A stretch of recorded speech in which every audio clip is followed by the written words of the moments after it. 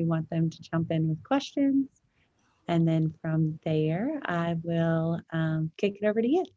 And then we'll wrap up towards the end. And we do encourage people kind of at the end of your slide presentation to jump in with, like, turn their screens on, jump in with any questions too. So, all right. Well, with that, hey, Chris, how are you? Awesome.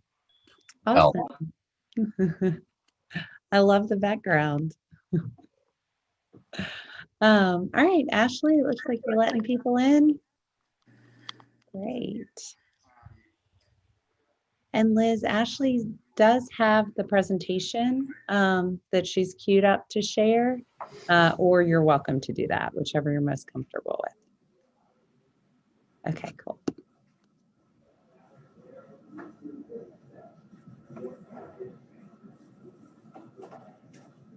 It's probably easier for me to just share it. Okay. But thank you, Ashley. Good to know that you've got it back up. Good. I always like to have it just in case. You never know when it's going to start raining and internet connectivity is going to go wild.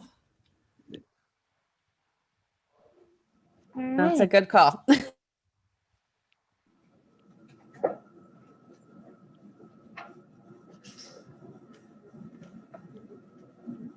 Okay, it looks like we've got people filtering in. So to give Liz plenty of time, we'll go on and kick things off today. I am very excited that we are in our third session of our YLCoastal webinar series, talks brought to you from YLC in partnership with Greater New Orleans, Inc. and CCRE, the Coalition for Coastal Resilience and Economy, and the state of Louisiana. As we've been discussing over these past few months, Louisiana has lost 2,000 square miles of coastline since the 1930s and could lose an additional 4,000 square miles by the end of 50 years. This crisis has profound implications for the people, ecology, and economy of New Orleans, South Louisiana, and in many cases, the entire nation. In our first session, Jacques Hebert with the Environmental Defense Fund and Charles Sutcliffe with the Louisiana Governor's Office discussed how the state has taken on a national leadership role in its approach to mitigating this crisis by developing world-class plans to prioritize investments based on science, public input, and investing billions of dollars in the implementation of restoration and protection projects. In session number 2, we deepened our understanding of how public health and climate equity affects underrepresented communities. Angela Chalk, founder and executive director of Healthy Community Services, and Arthur Johnson, chief executive officer of the Center for Sustainable Engagement and Development, expanded our perspective on the intersectionality between coastal issues with economics, housing, urban heat, and food sovereignty. Today, Liz Russell joins us from the Foundation for Louisiana. As we continue to explore coastal and climate challenges in our region, it is blaringly clear that without action, the changing environment will exacerbate existing inequities. The Foundation for Louisiana invests and transforms to build people power, advance just climate policies, and cultivate new narratives to create a more healthy, just, and vibrant Louisiana. As a New Orleans native with deep roots in Louisiana, Liz is no stranger to disaster. She interrogates the ways that land use, planning, and development solidify inequities, allowing tremendous variations in investment, social services, real estate, valuation, criminalization, and access. Years in coastal planning and architectural design cultivated an explicit, nuanced understanding of the ways that disparities are solidified within the built environment, even as a changing climate heightens inequality. Her experience provides her with a unique perspective from which to have greater influence on systems and the processes that are in place. In her time at the Foundation for Louisiana, Liz has centered equality and justice while growing a leadership development program, managing a public planning process for climate adaptation, supporting ongoing assessment of coastal and climate trends influencing Louisiana, cultivating cross-field collaboration, advancing water workforce development trainings, founding a coastal business incubator, and moving more than $5 million in grants, leveraging more than $54 million. We have an impressive speaker today.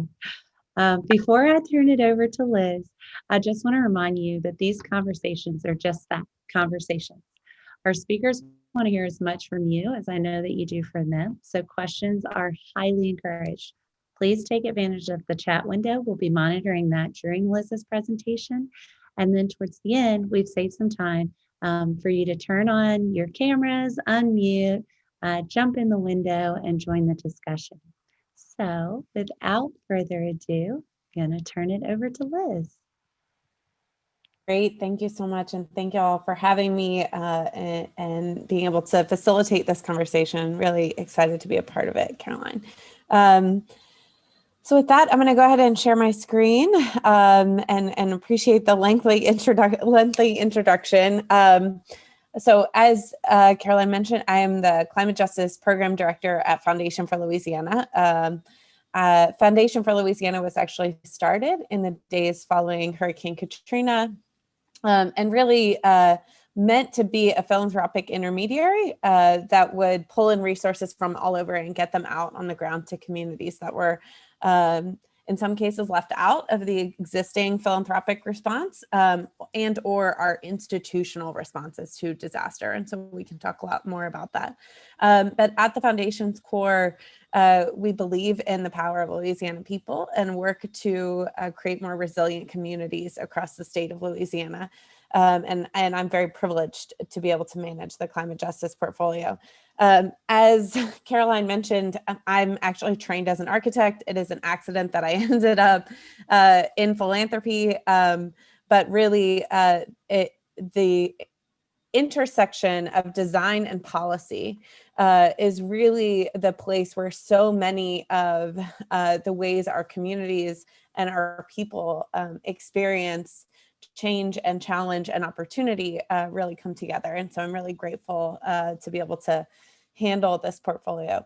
I want to give a bit of background on the way we think about the work, and then I'm going to dive into some of our key efforts over the past 5 years, and then also share a bit about where we're headed now and the types of investments that we're making going forward with an eye towards the next year, 3 years, 5 years, 10 years, and how we can actually create a more healthy, just, and vibrant Louisiana.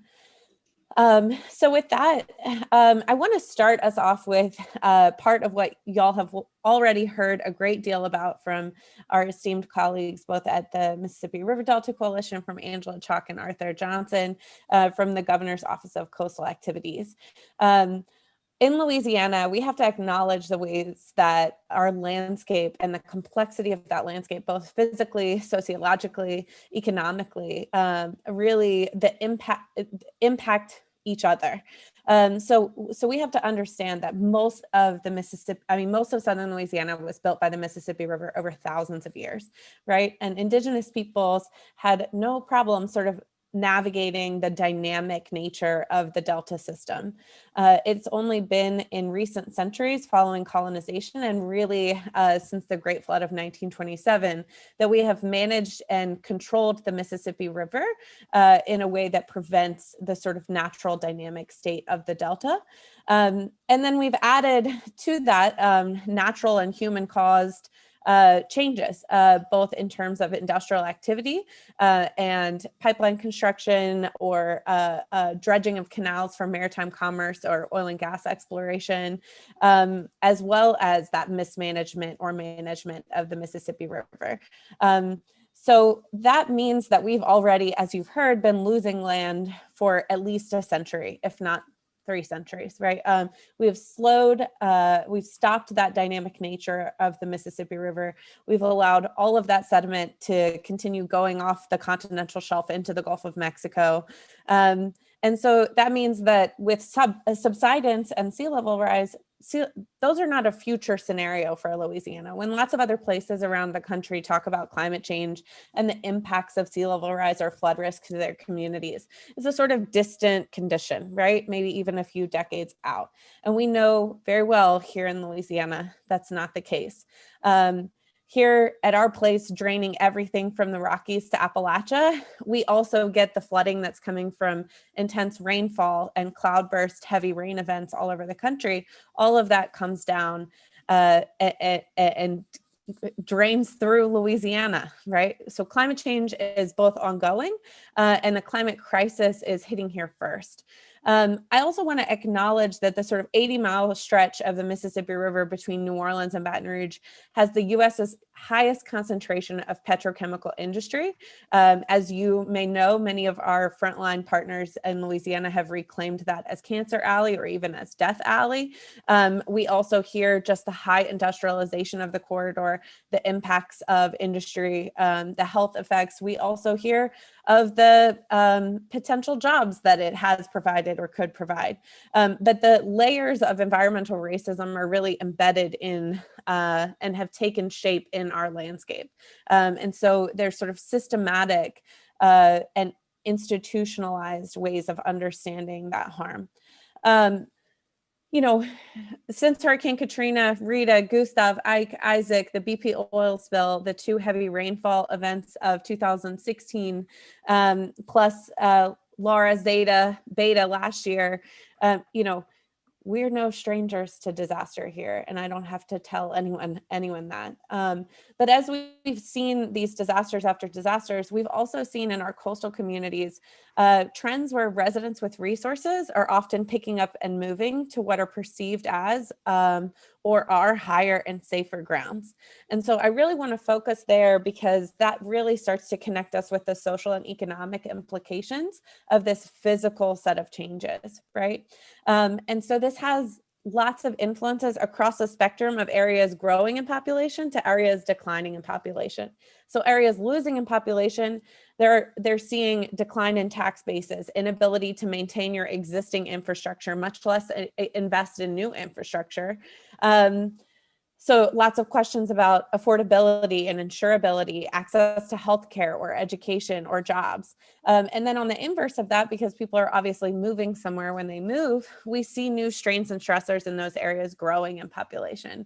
We see obviously traffic swell or schools double in capacity, but we also see development expand, perhaps without any regard for where water is going or could go.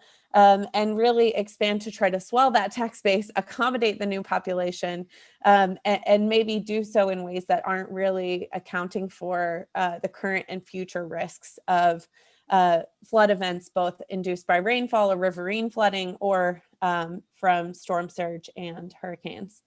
I also want to be very explicit that the Foundation for Louisiana understands that Black communities, Indigenous communities, communities of color, and low-income communities are more likely to live and work near toxic facilities that emit pollutants and shorten and impact the quality of life, more likely to reside in areas where there's more flooding. They're more likely to receive inadequate investment before disaster to mitigate risks and prevent those disasters. And then they also experience delayed and insufficient recovery and response investments during and after emergencies. And so those characteristics really impact the ways that institutional bias shows up and exacerbates the existing inequities that we already see in our communities. So for us to really work towards climate justice, that means understanding the land's history, understanding the systems of oppression that are at play, and also building the power to dismantle where there are harmful influences of those destructive practices, while also offering new solutions and new practices that are designed with the people of Louisiana. Being able to enact any of those things also means having the influence to actually promote those policies that are beneficial to our people. So with that, our vision at FFL is to ensure that everyday people can connect their personal experience of these changes and are actually informed and ready to take action to support change in their communities, that we support our community-based organizations and we see them having the resources to lead, collaborate, design, and actually deliver on different goals. We see our government leaders as being accountable to the people of Louisiana and that they're actually centering the need to work with people most impacted. We see businesses thriving and creating good and stable jobs for all Louisianans, and that we're actually building healthy economies to ensure that talent and wealth can stay in Louisiana. So all of that is part of a vision to really get towards a more healthy, vibrant, and just Louisiana. And we have a lot of pathways that have helped us to begin seeing progress towards those things through our investments, but also the work that we have done and the work that we're headed to do. So first, I want to talk about the Lead the Coast program. One of the things when we started diving into coastal land loss, coastal resilience, coastal flood risk, and coastal restoration, excuse me, one of the things that we heard a lot from our partners was, look, these aren't single issue impacts. They're affecting every aspect of our lives. What does it mean to have to evacuate from your home for 6 months, not be able to go back after Katrina? And then by the time you come back, your employer has found another employee and is flying them in from Houston. How do we think about jobs in the context of these environmental changes? What does it mean to think about, how we elevate homes and buy out properties over time, and what that does to the culture of Louisiana and the social fabric? What does it mean for the people most impacted to not have to hear from somebody up the road or up the river or up the bayou coming down or coming into their community to tell them what the situation is, but for people from Louisiana to actually lead these conversations? So we developed this program called Lead the Coast. It was a spinoff of the Foundations Together initiative, which is basically a 4-Saturday program that goes over Coastal and Climate 101, like how did we get here, as well as sort of who the government players involved, what do they actually do, when do I go to FEMA, when do I go to the state of Louisiana, when do I go to my local parish planning office. We also dive into race, power, and privilege, and then provide introductory training to facilitation, organizing, and advocacy work. So we've actually hosted this program now 7 times. We just finished a virtual cohort in Southwest Louisiana, predominantly Southwest and South Central Louisiana.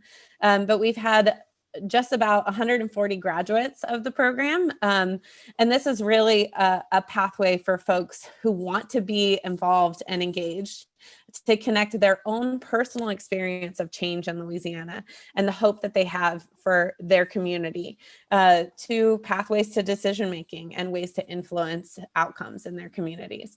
And so the Lead the Coast program has been particularly exciting. We're really pleased to continue to grow that program.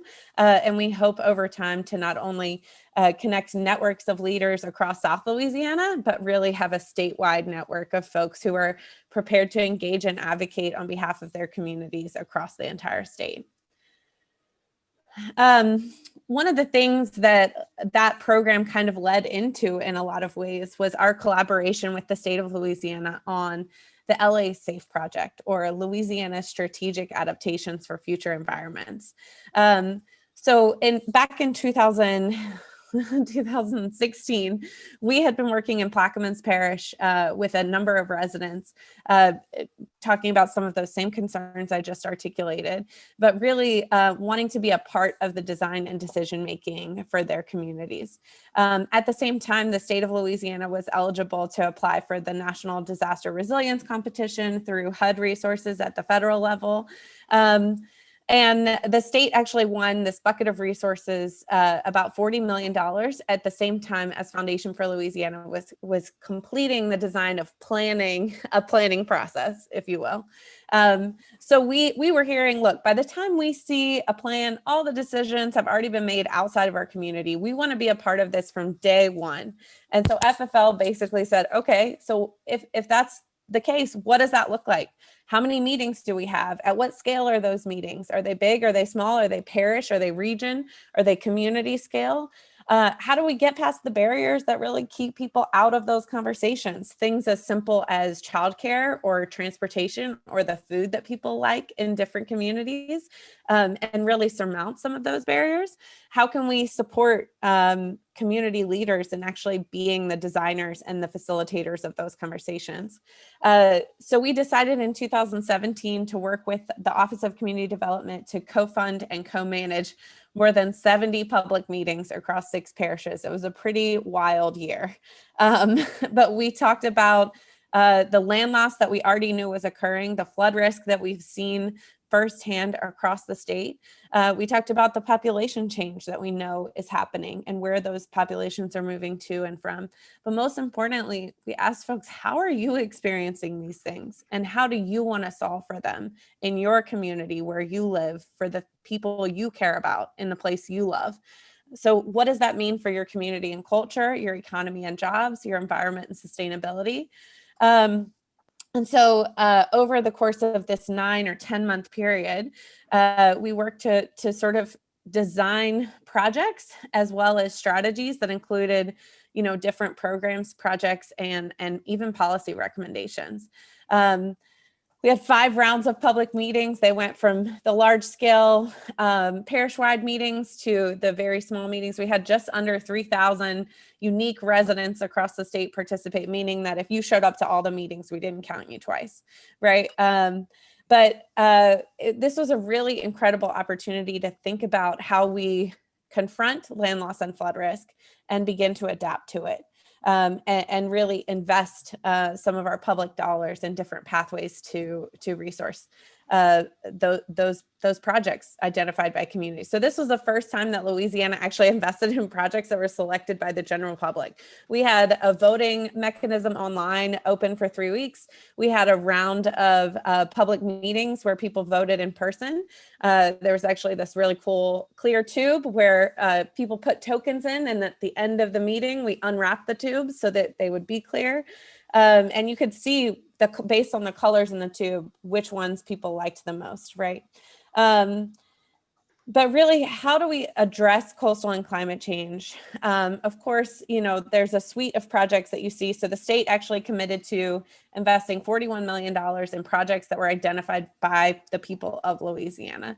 So you have some stormwater management projects, but you also have an expansion of mental health care services in areas losing population, an affordable resilient housing prototype, a safe harbor for fishermen, as well as a business incubator for emerging businesses in the coastal and water management sectors.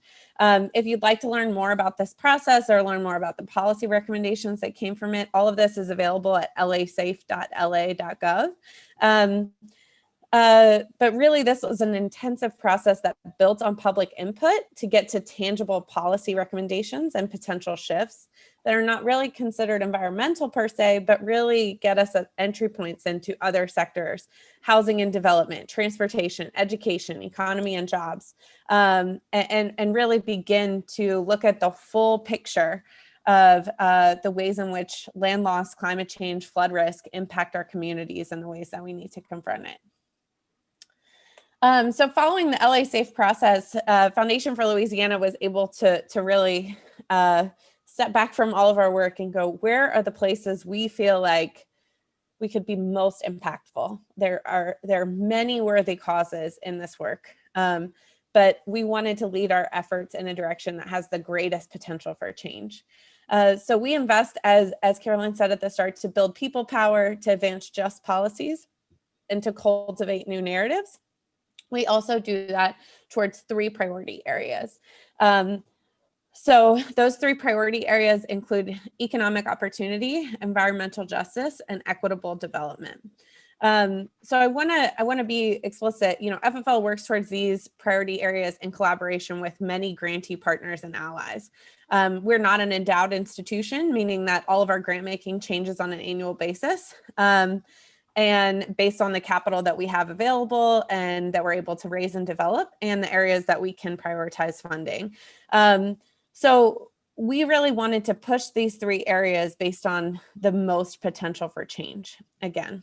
So just to dive in a little bit further, in the economic opportunity space, so we have funded a number of analyses over the years, and what we're seeing is that residents with resources have increased financial capacity to adapt. That's not going to be surprising to anybody, right? But how do we ensure that the tremendous investments that we're making on coastal restoration, on water management to adapt to coastal and climate change are actually building wealth and opportunity for the people of Louisiana. So what does that mean to support small businesses and workforce opportunities, talent development locally? How do we procure contracts at the state level in a way that it cultivates inclusive economic opportunity for our state? How do we acknowledge the ways in which institutionalized racism has built economic disparities across our communities and really prioritize those communities that have been left out of the traditional economic opportunity space and economic development space? In the context of environmental justice, we continue to see expanded industrial build out in areas that are extremely vulnerable to climate impacts, and in the same predominantly Black communities and low income communities that we've seen for decades and generations receiving those investments. So how do we begin to address some of the harm to those communities? How do we identify, understand, and shift even our regulatory and permitting practices? And how do we think strategically about limiting future use of those low flood risk areas to preserve opportunity for communities in Louisiana? Finally, in terms of equitable development, I talked at the start about ongoing climate-induced migration. And so we have to think about, in the context of that, what it means to have affordable communities and insurable communities. How do we address some of those challenges? How do we see where there's ongoing trends to try to pull land out from under folks, buy land for undervalue in those areas that are higher ground, but maybe not as populous already? How can we make sure that we can preserve some of the inclusive nature of those communities through zoning and policies that support equitable communities? So with that, I know I'm kind of throwing a lot at everyone, but that is the gist of our previous and ongoing work. And I'm happy to answer any questions or talk a little bit more about anything that I've kind of rolled through quite quickly, and appreciate the opportunity to share a bit about our work.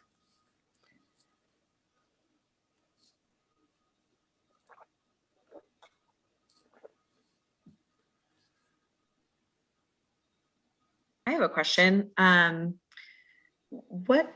So I love that, like, you know, the community stepped up and wanted to be more involved from the beginning, because I think that makes a lot of sense. But then I don't know how to phrase this in the best way, but like, what if they choose wrong? What if you're like, no, that's not really that most important of a priority right now? Like, how do you refocus a community that's kind of decided something else might be a priority?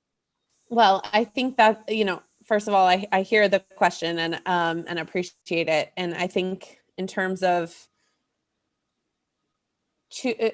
who decides right or wrong is a whole set of conversations, and how that has been decided historically and how that's decided now. So we could dive in there, but I'll just start with an example of some of the projects that are never going to get funded per se from the LA Safe process, but really pointed to individual community needs. So one thing we heard in South Plaquemines Parish, there was a call for a Target with a Starbucks in it in Venice, Louisiana, which, as many of you may know, has been losing population and losing land around it for decades now. Also still is within a federal levee system that is being maintained.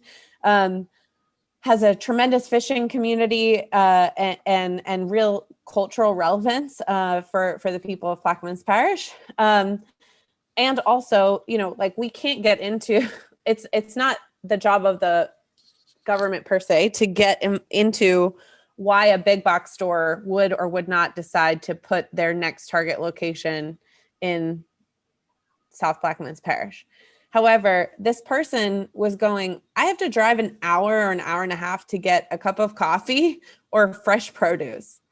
I want to be able to live in my community and enjoy my community and have access to the amenities that I used to have. And so even when the idea would not have ever moved forward for a variety of circumstances that were outside of the control of the LA Safe process, there's still a crux of something that's really important there, and that's missing, right? Even as that community loses population, it's not going away tomorrow.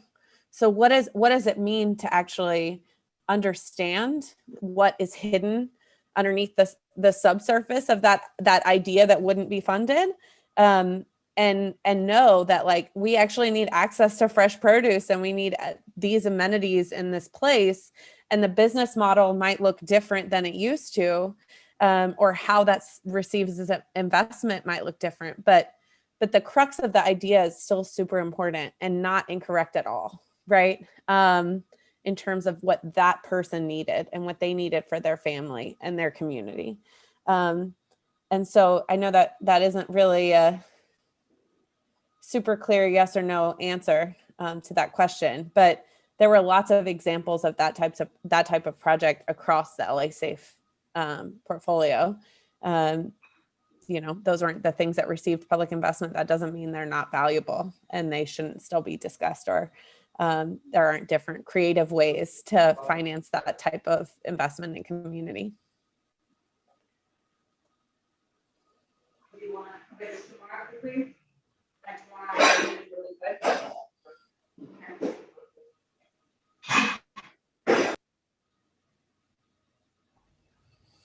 Any other questions? Hey Liz, I wanted to bring up a comment from Raymond about how we can fight against ignorance in a global world, because a lot of times it can feel like we're the choir singing to one another.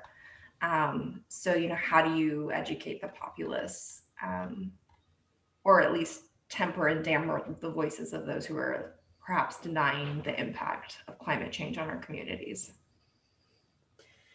Well, thanks for that question, Raymond. That's obviously a super big challenge that's not specific to our work, or but connects to everything that all of us maybe do or hope for. It's a really tough question. I think for us, this is a really pivotal reason for the Lead the Coast program at an institutional level, because one decision maker or person of influence in a community isn't enough, right? Like, how do we all find the language that works for ourselves and the people who are close to us, either, our families, our friends, our colleagues, our neighbors, in order to try to reach them and bring them along in part of this. And that, how do I connect what is my own personal experience? It's not abstract. It's not from outside of community. It's me as a part of community, to different data or ways of thinking, or like the passion strings that really pull people to engage the people that I love and that I can influence, right? Because it's not possible for one of us to solve for everything.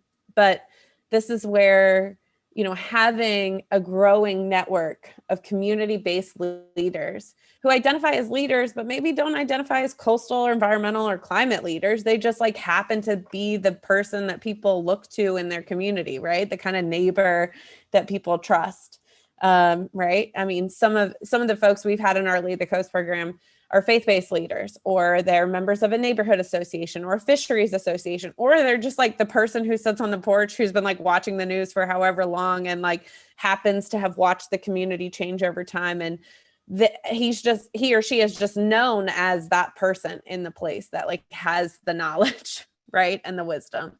And it's like, how do we support those folks in being exactly who they are and having access to the information and the resources and the time and energy that enable them to be the messenger for their own part of the story that connects to this other network. For me, that's the level and the scale that we have to be thinking about, because everything is too big for us to do by ourselves. It has to be done sort of together.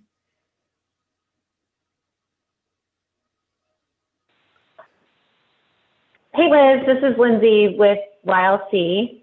Thanks so much for this. And I really love what you were just saying about the Lead the Coast and looking for those folks that are organic leaders, and even if they're not going to be a coastal expert, like adding to their knowledge and skill set, right? And that's so, to me, aligned with what we want to achieve with YLC. So we've been spending a lot of time internally talking about those leadership skills. So if you think about, the Lead the Coast program, we've been talking about stuff like controversy with civility, critical thinking, project management. In your experience cultivating leaders in that program, what would be some of those like leadership skills that would help folks dig into Lead the Coast and the work that you do, but also just things that you've seen from some of those community folks that you're like, aha, like these are the skills and the attributes that if more people had, we could really, get to this critical, connection of folks, making things better for all of us in Louisiana. Yeah. That's a great question. Thanks so much for that. I would say, so part of this, and I'm going to just stop sharing my screen real quick so we can see each other. So I would say for us, the things that have been really critical are the race, power, and privilege training. So being able to have an understanding of a power analysis, right? And how power works and how power can be shared or power over or power with your people. Lots of those things, in addition to understanding institutionalized and systemic racism and the ways in which race and class come together, especially in Louisiana, to inform privilege. I think that's something I just people as a foundation, understanding yourself and how you are in the world and being able to understand that your experience might be quite different from the person sitting next to you. And also, how does that mean you're each uniquely skilled to reach certain people or to lead certain work or to support and stand behind others? So I want to flag that. I would also say the facilitation training, organizing training, and advocacy training are really key components for us.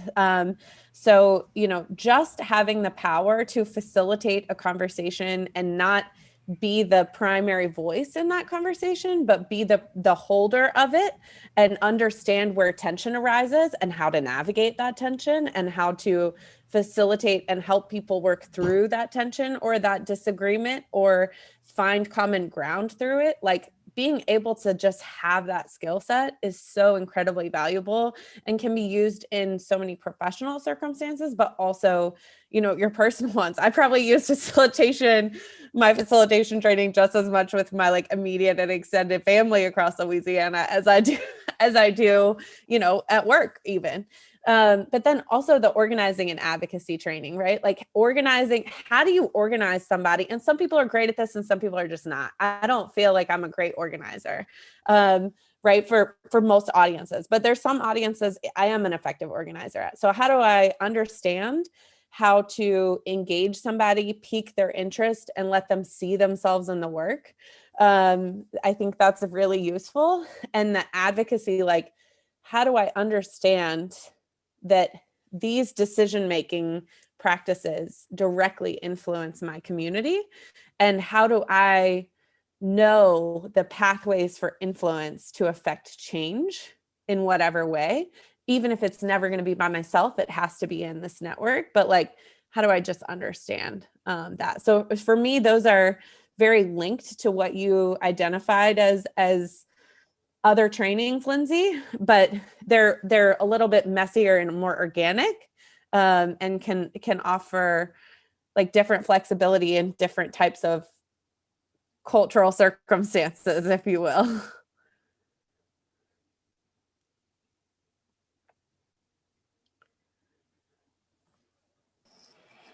Hi, Liz. I'd like to ask, this is a heads and tails question. So, talking about all of these different community leaders who are coming to trainings like Lead the Coast, what do you see as important actions for them to take to elevate their community's message? And then what do you also think are actions that can be taken by large actors like the state of Louisiana, like the federal government, to incorporate or at least listen to ensure that they're offering an avenue for and receiving communication as folks are communicating it? So in terms of your first part of your question, I think that's really up to that community, right? Identifying from a network of community folks, like what are our shared priorities? Not like what do I care about and what do you care about and what do they care about, but actually where is the overlapping territory that all of us share or have a combined interest in?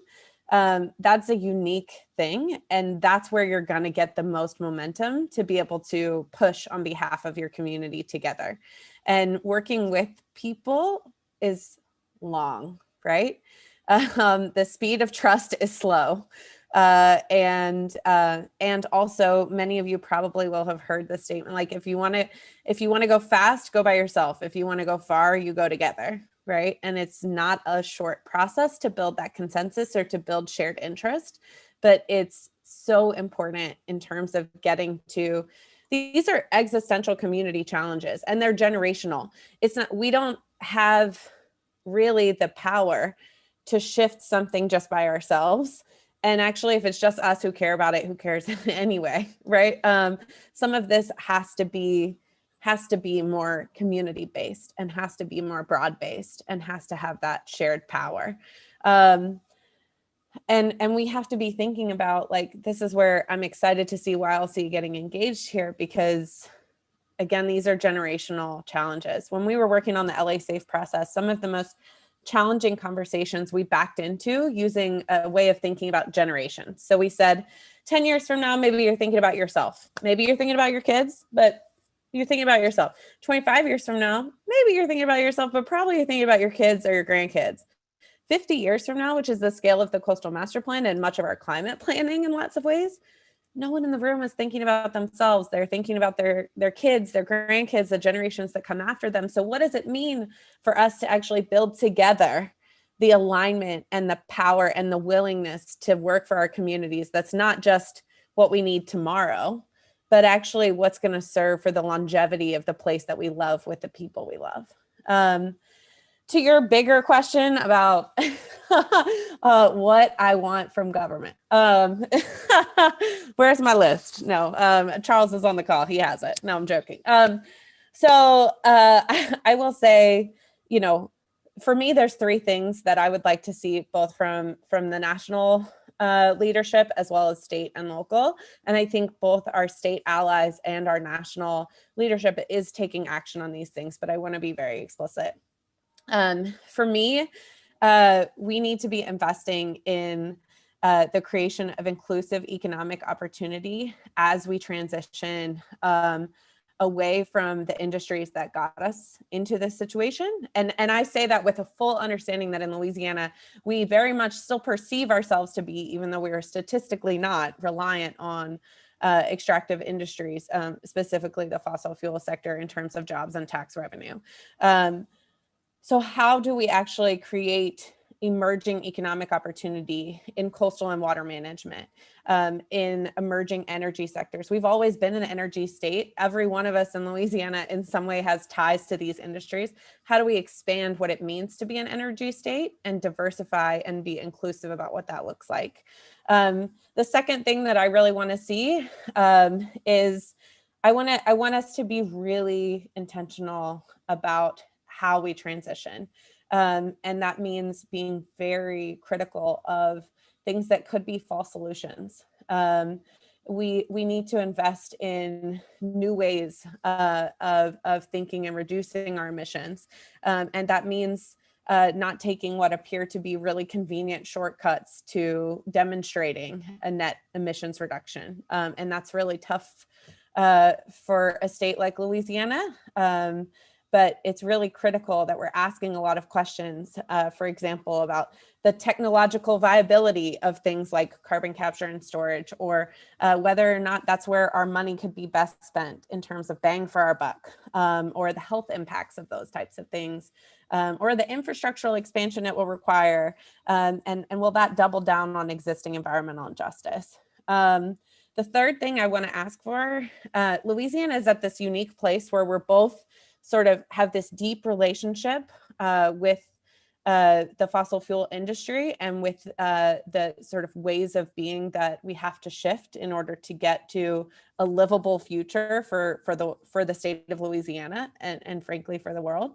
And we're already experiencing climate impacts, right? Everyone in Louisiana, I mean, every single parish in the state of Louisiana has been at least under one federal flood declaration in the last 8 years, right? In the last 12 years, some of them 5 or 6, right?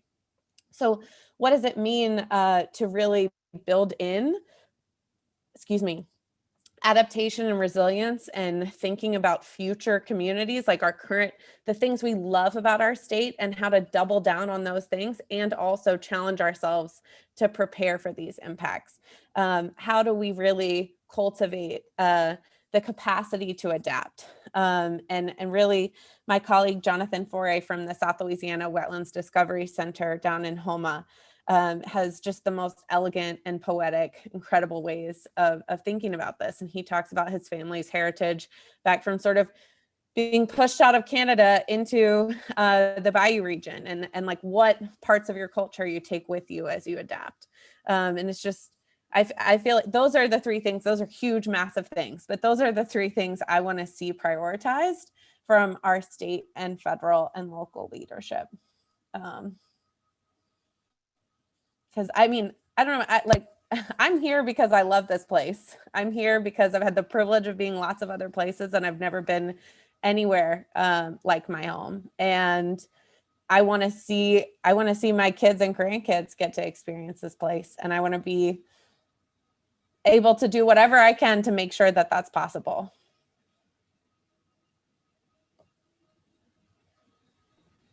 Raymond, did you want to ask your question about the business incubator? That is my question. Sure. Can you expound a little bit more about the business incubator that you? Absolutely. Yeah, great question. Thanks, Raymond.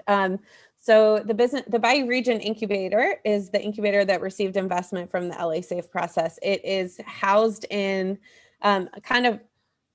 it's going to be stood up in Thibodaux, in Lafourche Parish. And over the past 2 years, we have stood up a board and we hired an executive director in September. His name is Kevin Pitts. And he's really fantastic and really insightful and energetic about how to create this emerging business incubator as part of an ecosystem that exists in the Bayou region. Nichols University is a key partner on that, as is Foundation for Louisiana and the South Louisiana Economic Council.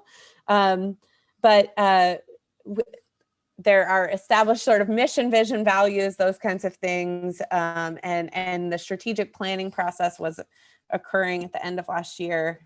There's not yet a website, I don't think, Raymond, but I'm happy to put you in touch with Kevin Pitts, the executive director, if you'd like to learn more about like how it's evolving and what it's supposed to look like. But really, they're going to be working to support emerging businesses in the Bayou region that want to engage in some form or fashion with the coastal crisis and coastal opportunities. And so again, that could look like coastal restoration contracts and how to support those business opportunities, cultivating entrepreneurs in those spaces. It could have to do with fisheries. It could have to do with lots of ways of thinking about coastal challenges and the way they impact our communities that we haven't even thought of business opportunities to do with yet. So it's pretty open-ended. But Kevin is your man to really share some explicit details. What does Bayou region mean? What is that? So it is, so that's a great question. The board had lots of discussions on this. The South Louisiana Economic Council, their service area is Lafourche, St. Mary, Assumption, and Sourbourne parishes. So that was what it started as the Bayou region, but it actually, there's lots of parishes in Louisiana that identify as like Bayou region. And so the board decided to keep that vocabulary to give it the flexibility and opportunity for lots of engagement and collaboration with folks around the state.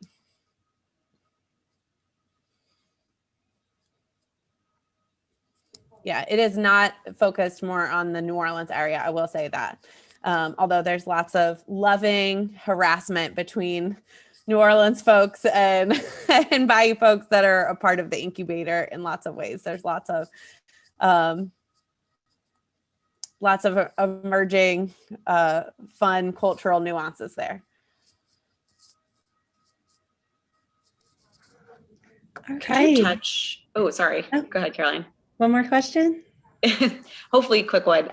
When you just quickly said that statistic that, we're no longer technically dependent on, I'm not even sure what the word is that used it. But I would love to hear a couple more like statistics and what you meant by that. Cause that I literally was like, wait, what? And that would go a long way to reframing the narrative in my specific sphere of influence. So yeah. So there's lots of different actual data points that you can look at. But what you generally see in terms of jobs that are aligned with oil and gas is that we have never fully recovered from the 80s oil slump in Louisiana. So the data center has a lot of specific research. Louisiana Workforce Commission has trends that illustrate this. It's actually been in a number of recent op-eds and interview pieces in local news, just tying to this, that like kind of Louisiana is already subject to what are global market forces influencing the viability of oil and gas over time, right? Like whether we want to transition or not, global markets are transitioning. Global investors, hedge funds, tremendous capital is already moving away because the inevitability is necessary in order to keep our planet habitable, frankly. And so there's been a lot of mention recently about just the extent to which we have already been seeing jobs declining that are tied to oil and gas, maritime commerce that is supply related to oil and gas. And then if you also look at like Louisiana's tax budget over time, we used to be in the 50s, 60s, 70s, extremely reliant on oil and gas revenue as a primary budget gap filler. And though we still have plenty of revenue sources that are tied to oil and gas, it has declined over recent decades. And so again, there are some articles I can gladly share from recent weeks. I can share with the YLC team and they can send them out to y'all.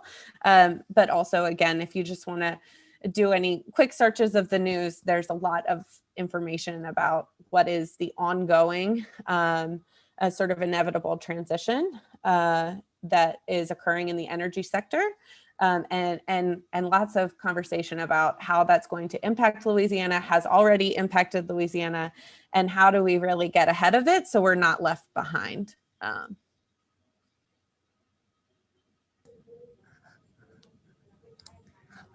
All right. Thank you so much, Liz, for your time and your perspective, and personally for your inspiration today. I think this has been an outstanding way of, wrapping up this conversation in the intersection of how these challenges and these issues come together with civic action. And of course, my biggest takeaway is going to be that we can't do any of this alone. And so I'm also excited to share that we've got a couple other of our YLCoastal partners and leaders on today. I'm going to turn it over real quick to Jasmine Brown, who has been outstanding and being able to introduce us to the speakers that we've had, and is integral in what is going to be the continuation of this series in tours and eventually the actions we're going to take as an organization. So with that, I'll give a few minutes to Jasmine. Thank you so much, Caroline. That's so kind of you. I am bringing greetings from GNO Inc., the Economic Development Organization for our Southeast region. Liz, thank you so much. I was able to catch the end of your presentation and the questions, and so you did a fantastic job. Apologies for not being here for the full one. We had a CCRE meeting, actually, that CPRE was presenting about the diversions, which I'm sure you are very well versed on. So thank you all. Thank you, Lindsay, just for the opportunity to partner with YLC on this. One of my coastal angels is what I call them, Charles Sutcliffe, the Chief Resilience Officer for the state. He has been fantastic and just really the bridge and the glue to connecting us further to the coastal partners and the speakers. So just want to bring you guys greetings from GNO Inc., from our president and CEO. As you guys know, we are not an environmental organization, but we truly believe that economic development and coastal restoration and protection are mutually dependent.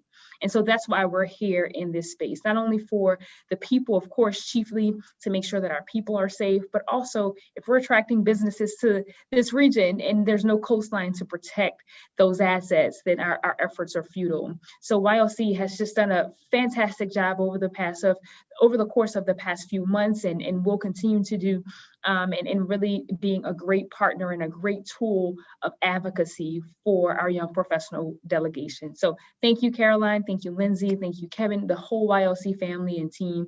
Ashley, this has been a phenomenal series.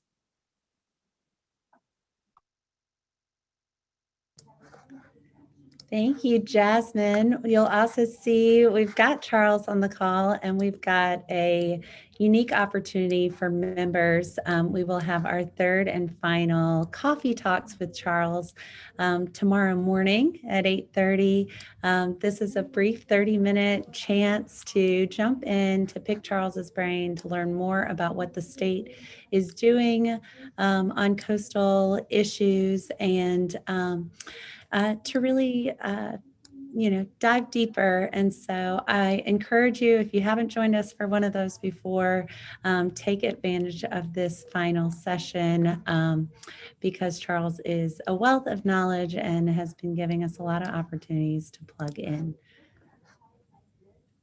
Charles, do you want to say anything to that regard? No, not at all. Please join, and thanks, Liz, for being on today, and thanks, just like Jasmine said, to everybody who's shown an interest in this topic. I'm really excited that it's really catching on. It's an important issue to me, and I know to so many other people, and so just thanks for caring, and looking forward to kind of figuring out how to grow it in new directions. So talk to y'all later. And then while our webinars may be concluding, YLCoastal, the initiative in its entirety is really just getting started. We have started to stack up some plans for some exciting, socially distant, safe, but in-person events that are coming up. And so the first one to kick off is on April 15th. We are inviting you to visit beautiful Dockville Farm in Violet, Louisiana. If you haven't had a chance to come out to Dockville, it is a really stunning location right along the river with a farm and greenhouse. You'll get a unique perspective from their fourth floor observation deck. You'll get to network with some other YLCers and our YLCoastal partners. And we'll get to learn from Blaze Pezel. Make sure I'm saying that right, Chris. Give me a nod. That's it. Moreau Foundation's Coastal Environmental Program Director. We also have Chris Haynes on today with the Moreau Foundation. If you haven't been watching the chat, scroll through it. Chris has been giving us some outstanding links and information there that I know Ashley will follow up with. Chris, do you want to say any words about us coming out to Dockville? We're looking forward to having some in-person events. We've been pretty much shuttered except for small events, and it's been quiet too long. So we're looking forward to do some enabling and some educating with Blaze. We like science.